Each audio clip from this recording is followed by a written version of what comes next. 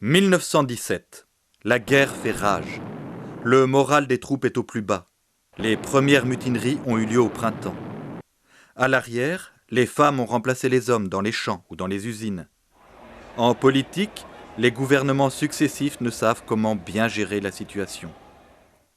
Le président de la République, Raymond Poincaré, appelle au pouvoir Georges Clemenceau. Vendéen, septuagénaire et irascible. Le tigre, c'est son surnom, va sortir ses griffes. Il y a un siècle, le monde était en guerre sur le sol de France. Aujourd'hui, on commémore le centenaire de la Grande Guerre de 14-18. Et jusqu'en 2018, les manifestations et publications ne manqueront pas. Un homme de notre région a marqué ces événements, c'est le Vendéen Georges Clemenceau, le père La Victoire, surnommé aussi le Tigre. Un film a été réalisé autour de l'homme d'État qu'était Georges Clemenceau par votre télévision de proximité, TV Sèvres et Maine, qui relate l'action du Tigre dans la Première Guerre mondiale. Bonjour Monsieur le Président. Voici la maquette du journal, un numéro spécial consacré à votre action pendant la Grande Guerre. À ce propos, j'ai quelques questions à vous poser. Oui, on n'est pas couché. Par quoi voulez-vous que nous commencions ? Peut-être à dater du jour où le président de la République vous a appelé pour diriger le gouvernement, quand vous êtes devenu le président du Conseil.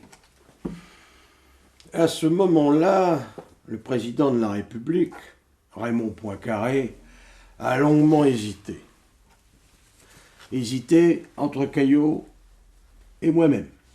Caillot, en 1917, lui, était pour négocier avec les Allemands. La paix avec les Allemands, et en contrepartie, ceux-ci nous abandonnaient l'Alsace et la Lorraine. Caillot n'a rien compris, comme toujours du reste. Comme si l'Allemagne allait nous abandonner l'Alsace et la Lorraine. Et puis finalement, Poincaré m'a choisi, mais du bout des lèvres quand même. Il y avait un besoin de reprise en main des militaires. Il y avait eu les grandes manifestations de militaires, de soldats, voire des mutineries.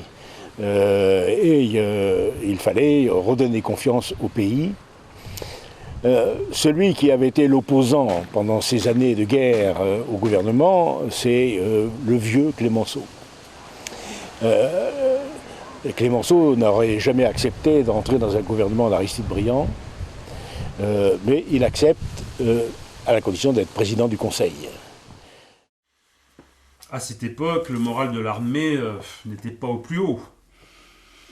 Non, c'est le moins qu'on puisse dire. Pas vraiment au plus haut. Les mutineries avaient commencé dès le mois de mai 1917. Le moral des troupes était au plus bas. À l'arrière aussi, du reste, le moral n'y était pas. Et il a fallu combattre tout ça. Ça s'est bien arrangé, finalement, quand on a compris, à l'avant comme à l'arrière, qu'on ne céderait pas. En troisième ligne, par exemple, on ne savait pas du tout ce qui se passait en première ligne. Et si bien que les soldats ont été très, très, très surpris quand ils sont arrivés en première ligne. Parce que là, c'était vraiment abominable. C'est-à-dire qu'ils étaient dans des tranchées. D'abord, au départ, c'était des toutes petites tranchées. Après, ça a été des vraies tranchées. Et ils savaient qu'en montant à l'assaut, ils allaient à la mort. Et ça, en troisième ligne, ils ne le savaient pas. Et puis, il y a eu une grosse différence aussi entre l'infanterie et l'artillerie. C'est pour ça d'ailleurs qu'il y a beaucoup de Vendéens qui sont morts parce qu'ils étaient dans des régiments d'infanterie. Alors que les artilleurs à l'arrière étaient beaucoup plus protégés et il y a eu beaucoup moins de morts dans l'artillerie que dans l'infanterie. Et nous n'avons pas cédé. Il faut dire que Mordac n'aimait pas beaucoup les politiciens, ni même les parlementaires. Comme un vrai militaire, en somme. Pourtant, vous avez dit, il me semble, que la guerre était une chose trop sérieuse pour la confier à des militaires. Oui, j'ai dit ça, mais vous savez bien que tout anticlérical a son bon curé, et tout antimilitariste a son bon militaire. Le général Mordac était l'exception qui confirme la règle. Mordac, c'est un personnage dont on ne parle pas, le général Mordac. Il est tombé dans l'oubli. Je l'ai découvert il y a une dizaine d'années par l'intermédiaire de courriers que j'ai eu la chance d'acquérir. Et en particulier, donc, ma grande surprise est de trouver des courriers de Clémenceau qui termine sa lettre, par exemple, « Au revoir mon très cher ami, sachez que je vous aimerai toujours ». Clémenceau, c'était l'autorité. Et encore, bien souvent, il se retenait et prenait sur lui pour ne pas éclater de colère dans ces moments dramatiques de la guerre. Celle qu'on a appelée la Grande Guerre. Il avait une grande partie de la classe politique contre lui. Côté militaire, le fossé augmentait avec les grands chefs. Foch, le français, Pershing, l'américain, Haig, l'anglais, sans parler de Poincaré, le président de la République. Mais rien ne le fit dévier de son but, gagner la guerre. Entre-temps, il a tout de même été président de la commission des armées au Sénat.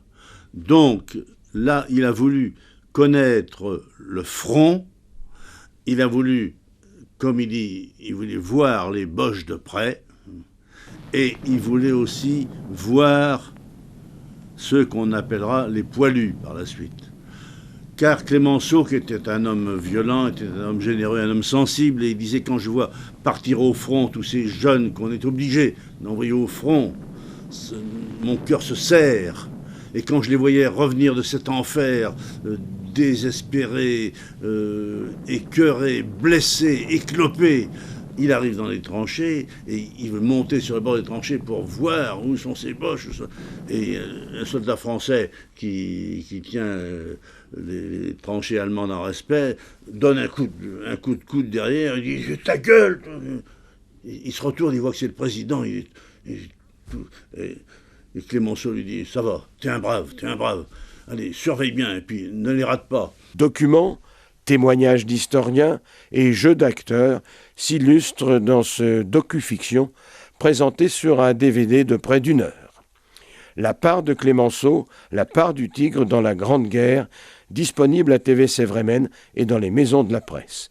La butte rouge, c'est son nom. Le baptême se fit un matin où tous ceux qui grimpaient roulaient dans le ravin.